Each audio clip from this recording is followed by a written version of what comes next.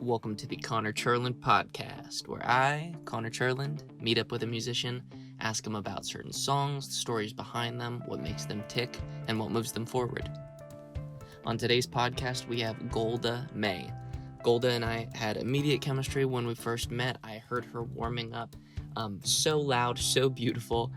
In this podcast today, you're going to hear about sound healing, what it means to have a business degree in the music industry, and you're also going to hear some really cool songs that she wrote and some stories behind them. I hope you really enjoy, and let me know what you think. First off, just thanks for wanting to meet up and hang out and chat. Thank you for having me. Yeah, it's been super rad getting to connect with musicians. I've done a bunch of shows just in the last 4 years, and there's a ton of people that I've met and connected with that I thought were really special, and you're definitely one of those people. Thanks, Connor. Of course, your song "Hear Me Out" is ridiculously amazing. Thank you. Like that, I was trying to explain it to my wife. I was like, imagine like some sort of hybrid between Sigur Rós and like the Ingrid, like just interesting like Regina Spektor music that you like, and it like halfway through begins speaking in English, and there are like these little traces of English locked inside there. Yeah. So I mean, I first just want to talk about that song because that's so interesting to me. How did you come up with the concept of just making sounds? Do any of those sounds mean something to you? Just talk about that song. Totally. Yeah. So there was like this sync week in LA, and they flew over a bunch of like UK people to come and do the thing anyway. So like my manager at the time was like, hey, do you want to be a part of the sync camp?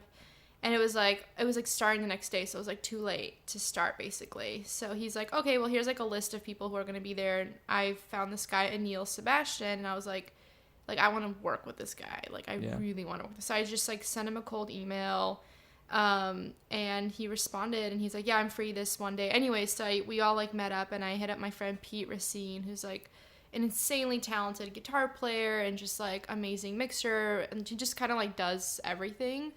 And so, yeah, we all, like, just had a session, and basically, someone started playing the organ kind of sound in the beginning.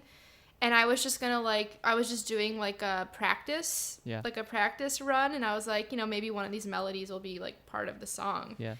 And so I sang this whole first section, and Anil was like, I think that was it. And I was like, no. Like, I can't. That's like, I don't even know what the fuck I was saying. I was just like, I go into this like really deep emotional place when I start singing, and I went there.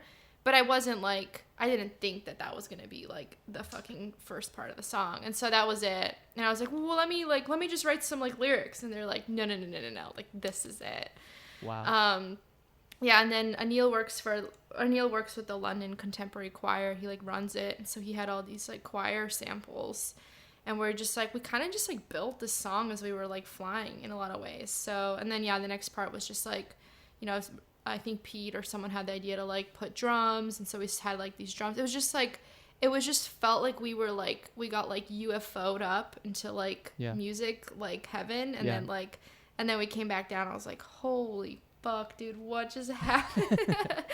And honestly, it's like I can't, like, that's only happened to me like a handful of times in my life where it was like a song was like truly like a whirlwind for like a couple hours, and then we come out, we're like, this is crazy.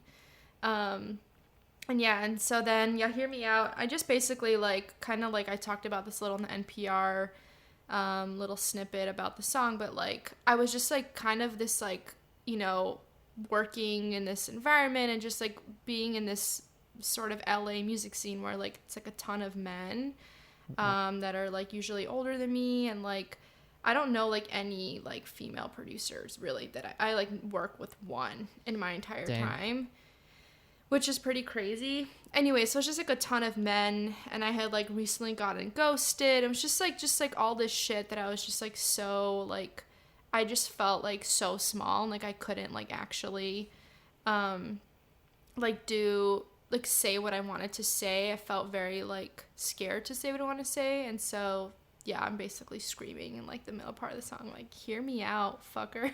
Right.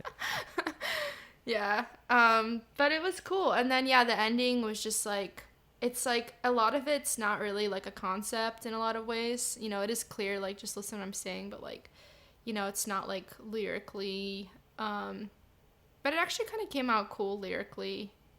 There were some like little bits. I was like, that was kind of cool. Where did that come from?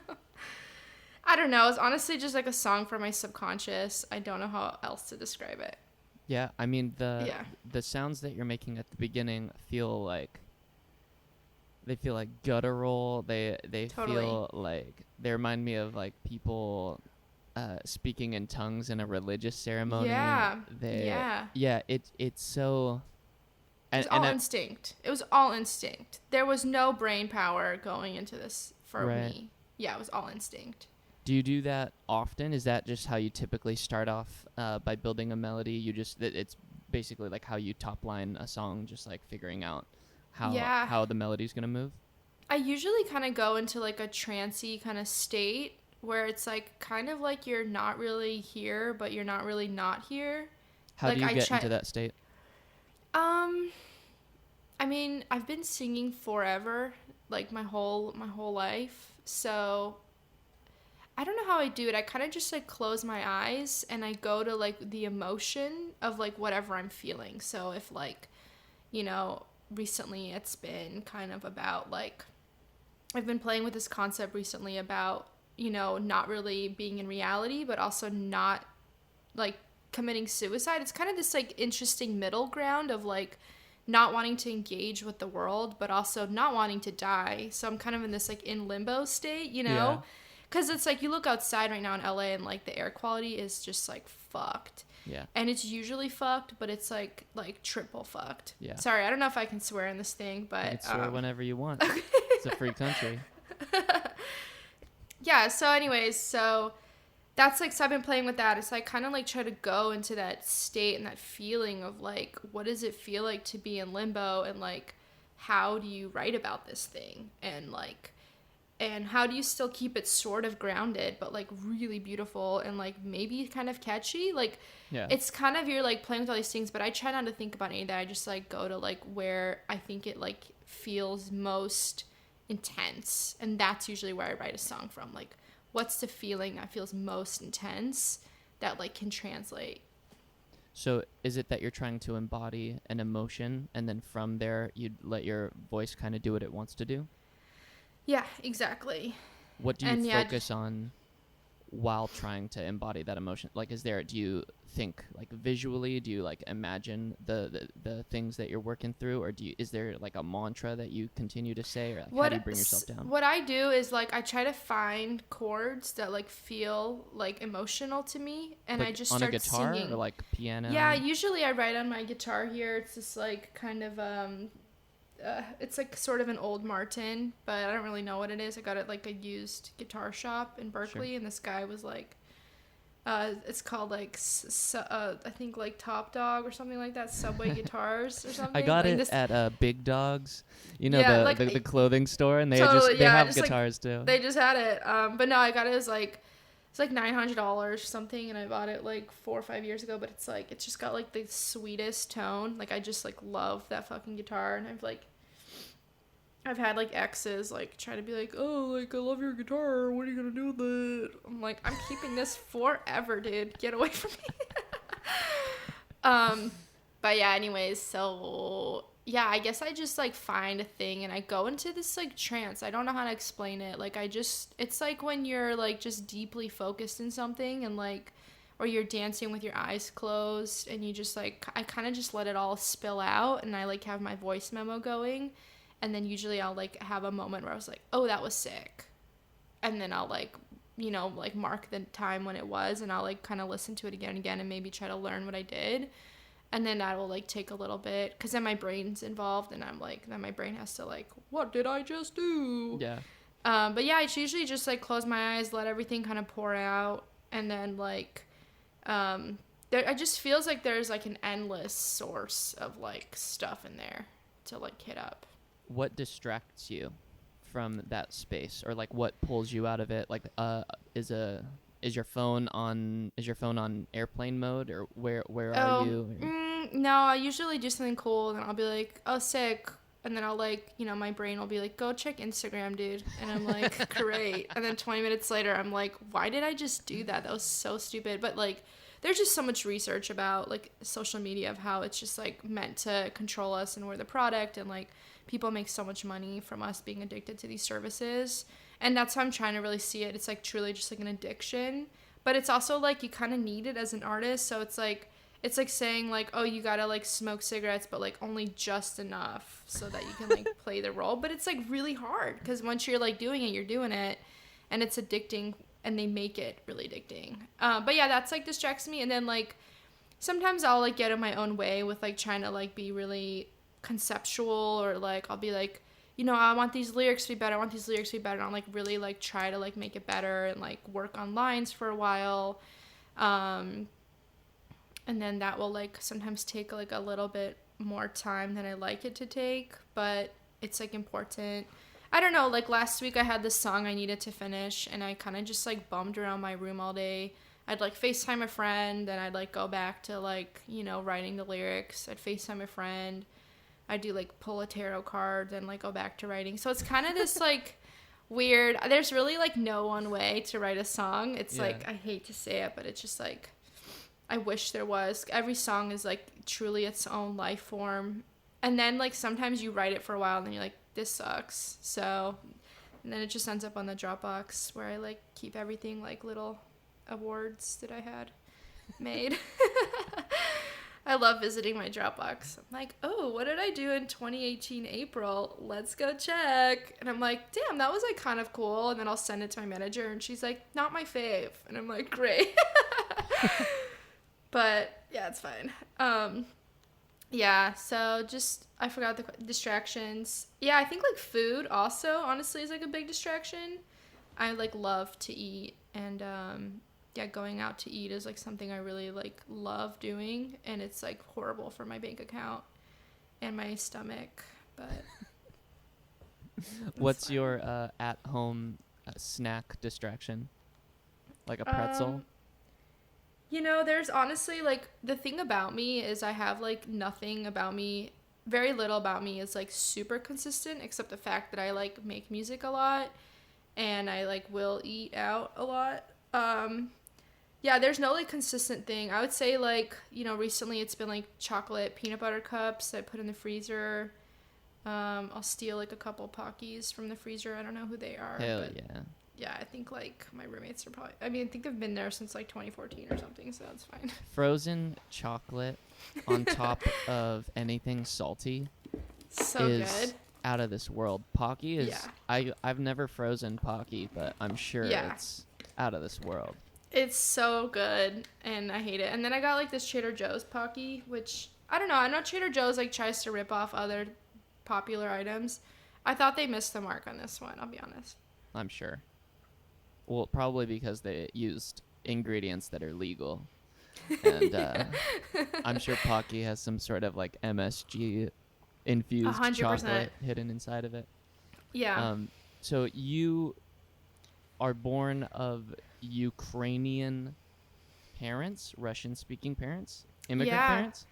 Yeah, they're both from Ukraine. Yeah, they immigrated when they were like in their early 20s. They're Jewish, so there was like this like 4-year period where the USSR was letting Jews leave. Okay. And come to America, Australia, or Israel. And my parents were lucky. They separately immigrated. They didn't know each other yet. Wow. My dad like was dodging the military draft, and then my mom was like, there was just like a lot of crazy shit going on. But yeah, they left. They had to give away all their possessions, and they could only leave with like very, very little money. Wow. Yeah, it was really crazy. And then yeah, they moved to America, and they met in Chicago, and that's where I was born. And I just like grew up in like a very like Russian Jewish community over there for a little while, and then we all moved to San Diego when I was 5. Wow. Yeah. So you're in San Diego, and everyone there, a lot of the time when you're in San Diego, you're like, you're white, and you look around and you see other white people and you assume, we're all from San Diego. We've all lived the same life. You look white. Yeah. However, your family is an immigrant family. Fleeing their country for different reasons. What's the difference between you and the typical white person from San Diego that you would meet? Yeah, I mean, like, my neighborhood was, like, kind of mostly, it was, like, I would say 40% white Americans, 40%, like, Indian, Chinese, Korean, Japanese. Like, all my friends growing up, my best friends growing up were, like, it was, like, an Indian girl, a Nepalese girl, another Russian girl. Those were, like, my best friends. It's called Rancho Bernardo. Okay. Yeah, it's basically just, like, a suburb of San Diego. And it was, like, like, just, like, a very, like, clean neighborhood. It was, like, brand new development. I think, like, something that was really different was, like, I don't know, I just, like, was raised with different morals, I think. Like, my dad grew up as, like, a street kid.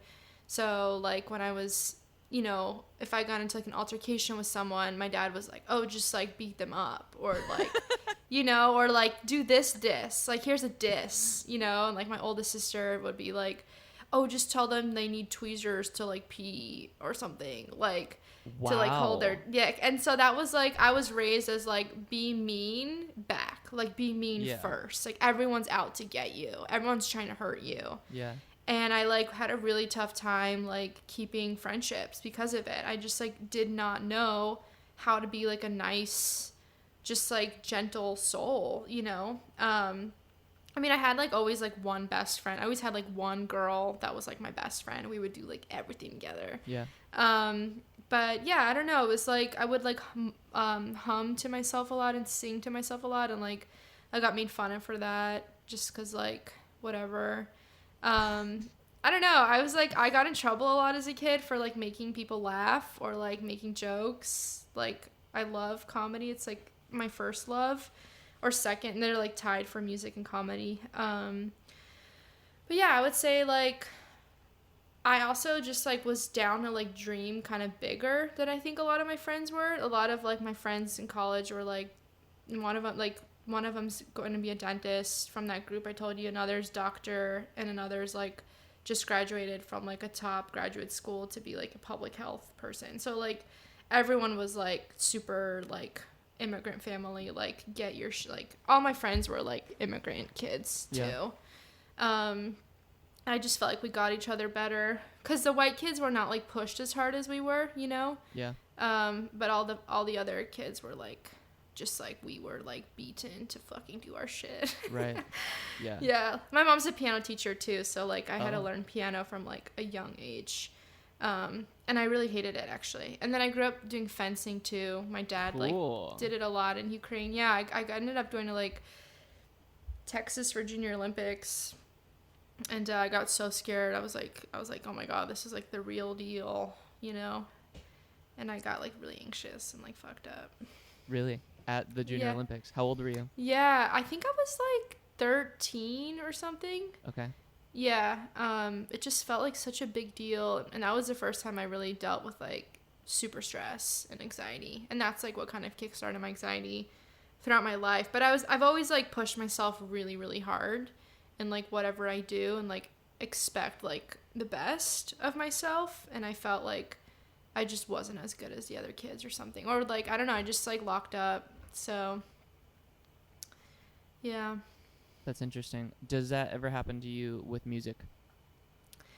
I think, like, I'm always scared it's gonna happen when I'm on stage, but, like, once I'm up there, it's, like, singing is, like, I know how to fucking sing. So, like, once I'm, like, after the first song where I, like, my throat cracks a little or something, like, it's usually, like, pretty fine after that. I mean, you also knew how to fence, so. I know. I know. I don't know what it is.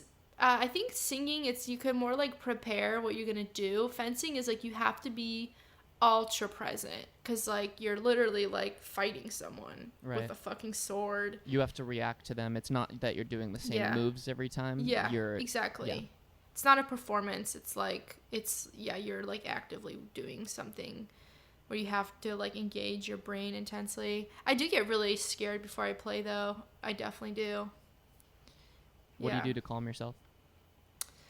I think I try to meditate. I try to like connect to God and like just like source and like, you know, give me the strength to like do this thing that I love to do. And like I try to really go to like why I'm doing this, which is just to like share healing energy and like healing, because I write these songs as like to heal myself through shit, and I hope that that will also like help other people.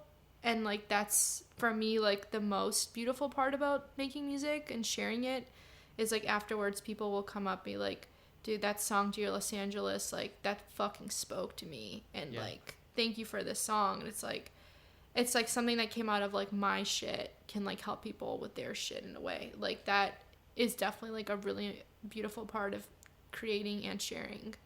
Yeah. So I try to go there. Like, why am I doing this thing? Why am I going in front of like 100 people or whatever? Because the So Far shows can be like really packed, you know? Right. So yeah, I try to go there. And like deep breathing. Yeah. But I don't really know how to breathe well, so I just kind of like try to drink coconut water and like hope for the best. So I get really scared I'm gonna forget my lyrics too. Well, that's the good thing about writing Hear Me Out, is you didn't need to learn the lyrics ever. I know. Your parents are Jewish? Religiously? Yeah, they're both Jewish. Not like anymore, but I was raised kind of modern Orthodox. What does that mean? It means like, you know, we would keep the Sabbath really intensely and eat kosher and do Friday night dinners and all the holidays. And I went to like private Jewish school until I was like in 3rd grade. Yeah. Or 4th grade, yeah. You mentioned God in your last answer, so what does that mean to you now? Yeah, God is not, God has like a lot of facets for me. One of them definitely used to be like an old man in the sky being like, you fucked up, dude. But like now it's like basically those old Muppets. Yeah, totally. I used to watch that, like, Prince of Egypt and just shit like that, like, growing up. And that used to be what it is. And, like, in Judaism, a lot of God is, like, fear God. God, you're my, like, you know, I'm nothing in comparison. It's, like, I actually don't resonate with that at all. So I don't really resonate with, like, a lot of Jewish prayer. Although Jewish prayer melodies are beautiful. I don't know if you've ever been at, like, a service. Can you give me an example? Yeah, it's like Ashira da da da da da da da da da, like, and it just goes like, and then one of the biggest prayers is like Shema Yisrael Adonai Eloheinu Adonai Echad. Then you like whisper Baruch Shem Kavod Mechutz Ma'ed, and then it's like da da da da da da, and it's like it's really fucking beautiful. Like I think that I subconsciously learned a lot of my kind of like quote unquote haunting melodies just from like Jewish prayers. Like really fucking beautiful stuff. Yeah, and I think that actually has a lot to do with why they are powerful prayers, energetically, just because like they are melodically so fucking beautiful. Yeah, and there's also, like, this thing called Nigunim, which is, like, Jewish prayer that's, like, kind of chanty-like. Can you spell it? Nigunim. I could send you, like, Nigunim. This beautiful... Yeah, Nigunim. Okay. I can send you this really beautiful Nigun. That's, like, by the old Rebbe. So there's, like, this big rabbi that led the Chabad movement, which basically was, like, to have Jewish congregations all over the world. And so I kind of grew up doing Chabad stuff, but it's like definitely very religious. It's like all the women wear long skirts and like, you know, long shirts and everything. And so I grew up kind of in that world. I went to a Chabad school as well. But yeah, anyways, this rabbi, they call him Lubavitcher Rebbe. He like has this beautiful Nigunim. I could send you one after. That's just like so heartbreaking. And like, anyways, back to your question about God. I think the way I see it now is more like this kind of energetic force that's within and around us and connects us all. Like, you know, it's no coincidence that when you think of a friend and they call you 10 minutes later, it's like we're all connected, like, very intensely. And we're all connected through energy and, like, all that stuff. It's like, to me, it's not even a question. I work with it. I feel it. I see it working in my life all the time. I play with it, like, through love and light. But yeah, that's like a huge part of me too. Like, I think and work about spiritual stuff a lot because it is like such a key thing in our world, into like creating the life you want, feeling the way you want, bringing the people you want in your life, moving people out of your life you don't want. It's like all about that. Yeah, you've mentioned healing through sound before. Last time we talked about sound bowls. We talked about throat chakra. We talked about you wanting to move to Santa Barbara, which still hasn't happened, but I still want you to move here. So, I know. It's so much clearer up there, I think. But when it comes to sound healing, tell me more about what you've learned and what that means. Yeah, I mean, I think it's like, music is like another form of energy, and like the sound that we make out of our bodies is like huge in healing ourselves and others. I'm still like quite amateur in it. I wanted to learn more, but like, how do you go pro?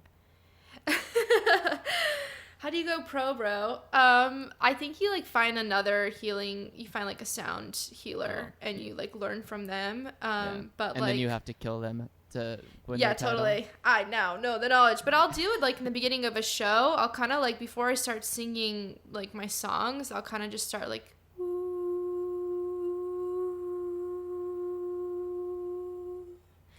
and everyone will just like get fucking quiet. Yeah. And it's so cool. But yeah, I'm reading this book. Why do you think that happens?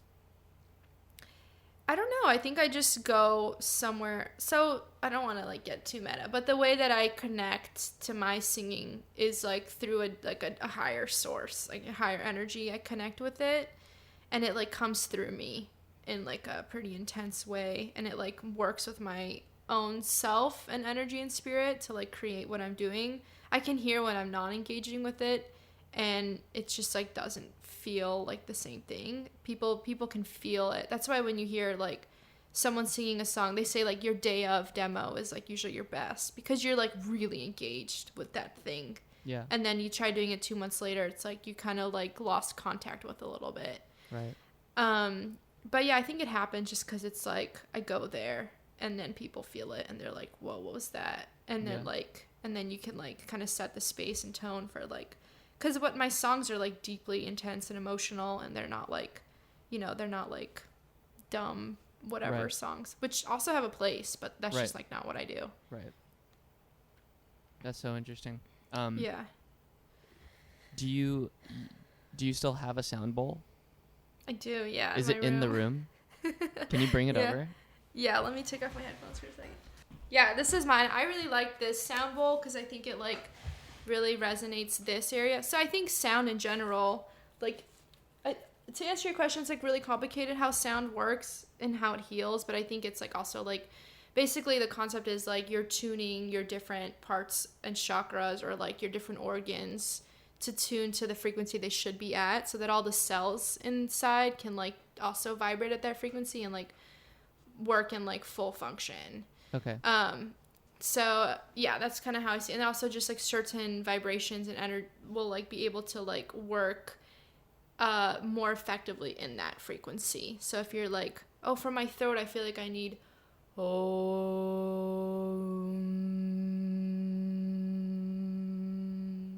like feels good. It feels pretty good there. I could probably find like a better tone. But yeah, here's my singing bowl. Do you want me to play a little bit of it? Yeah, please do. Okay, cool. You like close your eyes. Just like feel where it resonates. Breathe deeply.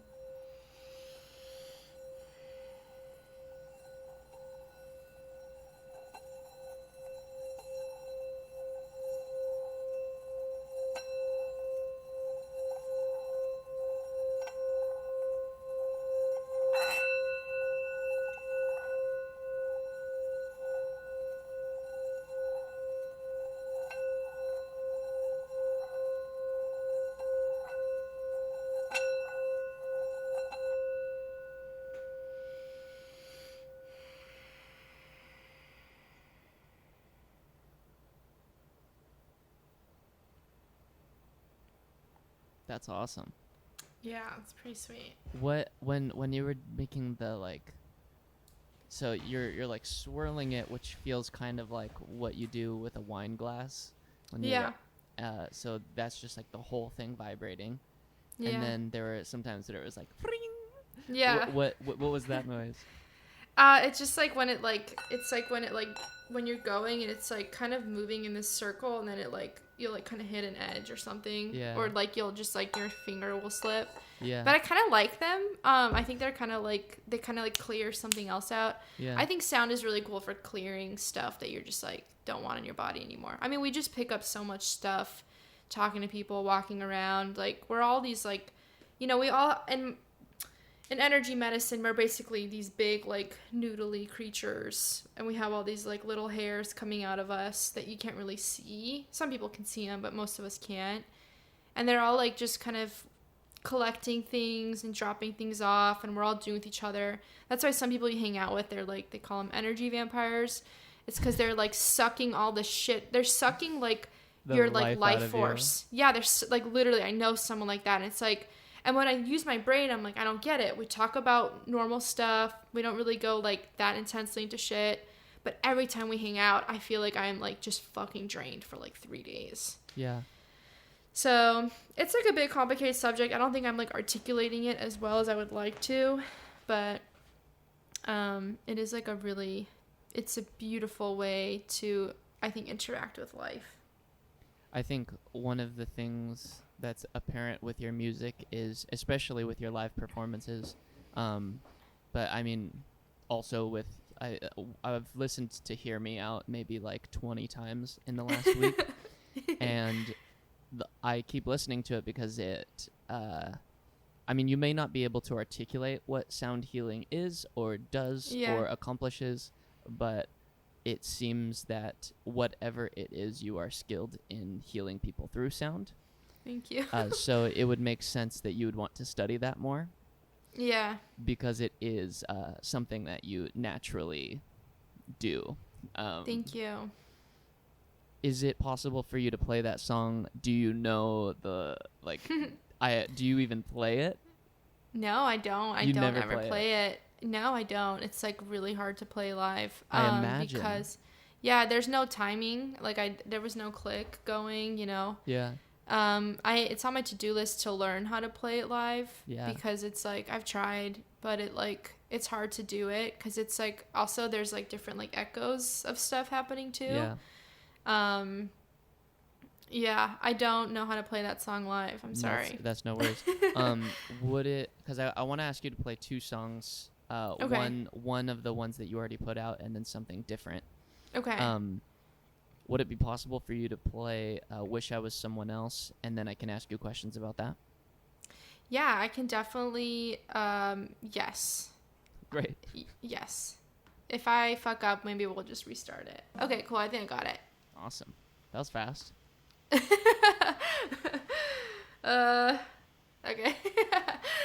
All right, let's do this song. Let me just make sure my Logic is, like, still chilling.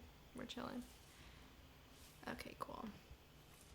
I did all the things I was told to do. I never even tried to bend the rules. This hereditary fear overgrew in me, side effect of my immigrant family. So I dated a boy with the same religion, learned from him that I wanted something different. My parents always said never tell a lie, but the truth is that they wouldn't hear another side. Closer, looking at me, I don't know her. Now that I'm getting older, it's too late for starting over.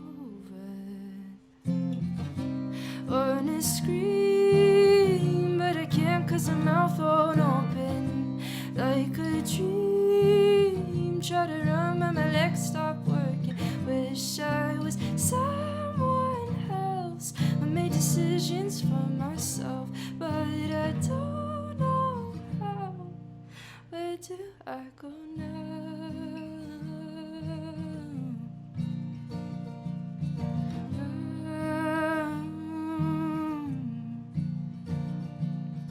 bringing up you to have a money addiction, waiting for the paycheck to fill the prescription. Try to go to rehab, but it don't exist, 'cause nothing that I know, trying to get a fix. What am I supposed to do with a degree in business? Didn't think it through, all I did was listen to other people telling me who I should be. Now I'm living with my parents, will I ever leave? Closer, looking at me, I don't know her. Now that I'm getting older, it's too late for starting over. Wanna scream, but I can't 'cause my mouth won't open. Like a dream, try to run but my legs stop working. Wish I was someone else who made decisions for myself, but I don't know how. Where will I go now?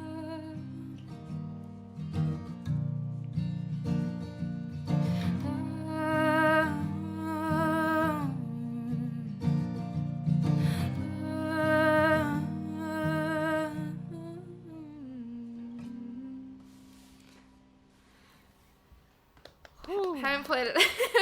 Haven't played it in a long ass time. Sorry if it sucked. No, that was good. That was so good. Thanks. It you have so many lyrics in that. It's such a dense story. It's packed. And it's such a great, like, hearing Hear Me Out and then hearing Wish I Was Someone Else. Those are like totally it's quite a range between the two. So different. So that song feels to me like a kind of an anthemic. I am Golda, here are facts about me. Totally. Here's where I've been from. You talk about a money addiction inside of it. Yeah. What was that? I mean, so I went to business school for my college education to Haas. Shout out to Berkeley. And it was just like, very... Did you go to Berkeley too? No. Okay, cool. That's fine. Yeah, I don't know. It's just like a really intense program, and a lot of the reasons I went was like, I wanted to have like stability in my life. I've always like had this fear about stability. You went to music school for stability in your life? I went to business school for stability. Oh, okay. Yeah. But it wasn't the Berkeley School of Music you went to? No, it was UC Berkeley. Yeah, I went to UC Berkeley. I thought music was just going to be like a hobby, or I'd get lucky and get discovered on the internet. Turns out you actually have to get good at writing songs. So, anyways, yeah, I was like, I really wanted to have a stable life, and like be able to afford my own apartment and everything. And that was something that was like ingrained to me from like a young age. I was like always an overachiever in school. I did like ASB. I did all this shit to like make sure my like, resume looked dope as fuck. And it did. Like, I had a really good resume while I was like also writing songs, but like not often enough. And then, yeah, and I just like wanted to make sure that like, and it's not that I'm trying to like have a jet plane. I just like want to have my own apartment and like not stress out about money. That was like really like the truest form of, but I just feel like we all are addicted. And like, I also co-wrote the song with Christina Galligan, and like, she also really helped frame the song, because I just remember coming in the room being like, this is what's happening in my life. I had just gotten out of like a publishing deal, and like went traveling for a little to try to like center myself. I just came off of like Zoloft, because I had like, I struggle with anxiety my whole life. And I was just like, there was like not a lot of serotonin left in my brain, but I was just trying to come out. And I came out of like a relationship that had just fallen apart. I was just like, guys, I like feel like shit, man. Like, I live in my parents' house and I don't know what the fuck I'm doing with my life. And it like, I think that's sometimes like the place where the best stuff comes out of, is like when you're just like on the floor not knowing what life is anymore. There's a line in there that you're too old to start over. Yeah. What do you define as starting over? I think like starting over is like I'm 25 right now, and I see these like 18-year-old girls on Instagram like getting like really big. Yeah. And, Do you like, feel past signed. your prime? Yeah, I feel like sometimes like I'm just like, shit, like should I have done this? I feel like, one of my regrets in life is doing the college thing. Like, I wish I just like kind of wrote songs and like maybe went to, music school, but like not done this other path that I like spent so much time doing. If I had invested all those hours into just songwriting, like, I would be where I am now, but like 3 years ago. But also I appreciate my journey, and like I'm writing the songs I'm writing now because of my journey, and give like a different perspective to it. So I don't know, I sometimes do feel like I'm too old or stuff like that, but I'm also like, you're just 25, dude, like calm the fuck down. Yeah. But it's like, it's still like a stressor. It's entertainment industry. It's like the second you hit 21, you're like you notice on Instagram, everyone who's like under 22 has like their age on their Instagram info, and then after 22 it's like not there.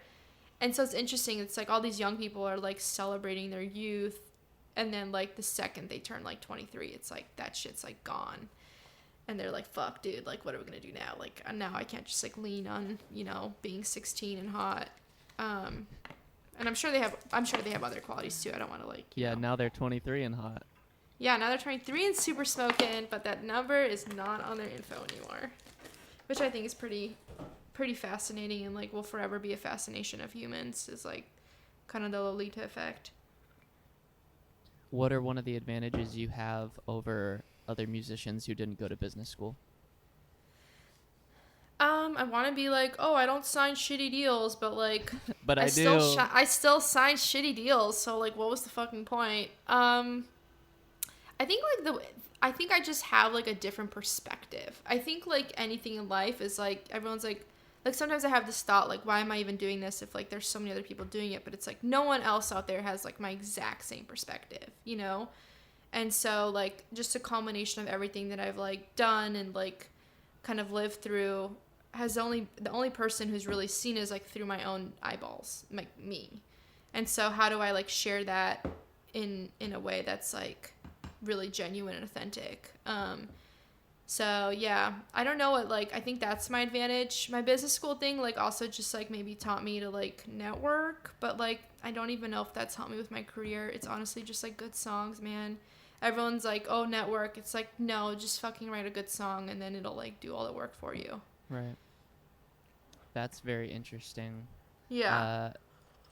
So you're saying that in your experience, it's been bad advice to spend your time networking? Yeah, I think people think that they like, if they just like met the right A&R or they like met the right, the right producer, like it would like make it for them. And I was one of those people that was just like, DMing A&Rs or like trying to find their emails and like sending stuff. And it's like, yeah, someone told me in LA, I think his name's like Parker James or something. He's like, yeah, I don't even go to like networking stuff. I like, my songs do networking for me, And I was like, yeah, dude, that's so fucking true. Like, and it's true. Yeah. I mean, it is good to know people too and have people. I think something that is really important in this industry is like to have champions, people who like champion you and like really believe in you. And like, that's how I met my manager. Like this other manager who manages like producers and songwriters, Laura, shout out to Laura, manages my friend Zach.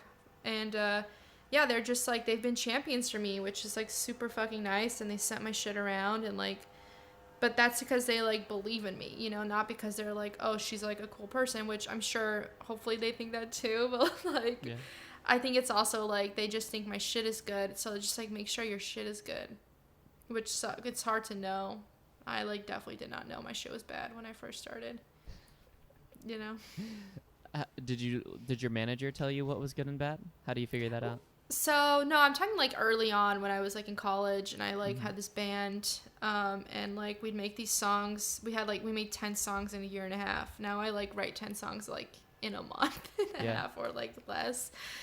But we'd work on these songs and like I thought they were so good. I thought that they were gonna like pop off and shit, and like I thought that like if like I just thought they were gonna pop off and like I'd get all this money for them. And it was like, I mean, what is crazy is one of those songs did end up getting me a publishing deal, but like just not because of a song, because it was like they heard the song and they're like, oh dude, your voice is crazy, this is insane. And I'm like, thank you. And then they like helped me from there, but they were basically like, you got to get away from this band, like this is just like not the vibe. And that was really hard for me because I was like really attached to that band and I thought we were like as a crew gonna like kind of make it together, but there was like a moment where we were like sitting on this rock right after I graduated college. I had just moved to LA and I was like talking to my guitar player. I was like, hey, like, I want you to know, like, I'm so serious about music. And he's like, yeah, what do you mean by that? I'm like, I'm gonna I'm marrying myself to music. Like, that is, like, this is my life. I will choose music over basically anything for, like, at least the next 10 years.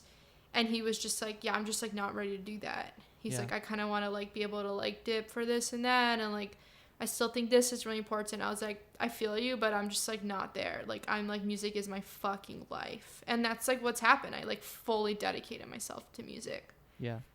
And hopefully it'll pay off. What do you mean pay off, or what do you mean by making it? Like, yeah, like, I want, like, enough success where it's, like, I can, like, comfortably live making music. Do you mean money? You know? You want to I, like, have made some money. I'm kind of, like, talking to distributors right now, so I might be able to. It's, like, kind of hasn't been, like, the most money-making thing at all for me. Yeah. Yeah. I, like, have worked full-time doing other things as well to, like, support myself. Okay. Yeah, but so, there are, like, some flows of income, but it's, like, definitely not consistent. Okay. So success would be 100% of your income being able to fully support you from music? Yeah, totally. That to me feels like success. Seems doable. I hope so. Would that money mostly be coming from the recorded music that you put out, or would it be from touring, or what does that matter to you? Yeah, my goal would be for, like, some really great TV placements. Yeah. And then hopefully when touring comes back, like, to support myself through, like, fans being, like, invested in the project too. Yeah. Yeah, that would be, like, really, really sweet. Because I think, like, there's nothing like having, like, a solid fan base who, like, follows you for, like, you know, many, many years. It's, like, it truly is invaluable. Yeah, I think, like, those are some, like, key things. I'm thinking of starting, like, a Patreon soon. That could be nice too, but I just don't know if I have, like, enough people who, like, would subscribe, you know? Sure. Just, like, trying to, like, make shit work right now, you know? Right. It's, like, tough in the pandemic, for yeah, sure. right now is a hard time just in general. Yeah, for everyone. Yeah, for everybody. Yeah, especially. Yeah, I'm living off savings right now and, like, getting, like, a little bit of unemployment, which has been, like, nice, but, yeah, I mean, there's, like, some promising, like, conversations happening, and, like, I have this song Sidelines, which I'm hoping will, like, do well. I don't know if you heard Sidelines, but maybe I'll play that one later. Great. Do you want to play it right now? It feels like Okay, a great transition. Sure, yeah. This song has had a journey. It was written really quickly, and then it was, like, there's been, like, 7 producers that have, like, tried to make it work. But, yeah, here's Sidelines.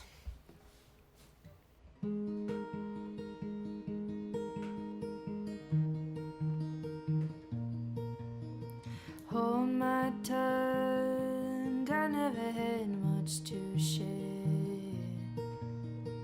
Always wrong, forever the window glare. Who's at fault? Don't know how to laugh, don't know how to breathe. Does everybody have something against me? Don't know how to stand without a shaking hand. Does anybody get it? I've been sitting on the sidelines, wishing I could pull me down.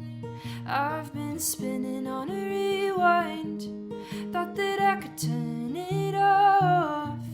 And I hate the way I run, say one word and I'll be gone. I've been sitting on the sidelines, wishing I could pull me down. Parents tried, but they come from a different time. So this time, I hope I can fix their line. Who's at fault? Don't know how to laugh, don't know how to breathe. Does everybody have something against me? Don't know how to stand without a shaking hand. Does anybody get it? I've been sitting on the sidelines, wishing I could pull me down. I've been spinning on a rewind, thought that I could turn it off. And I hate the way I run, say one word and I'll be gone. I've been sitting on the sidelines,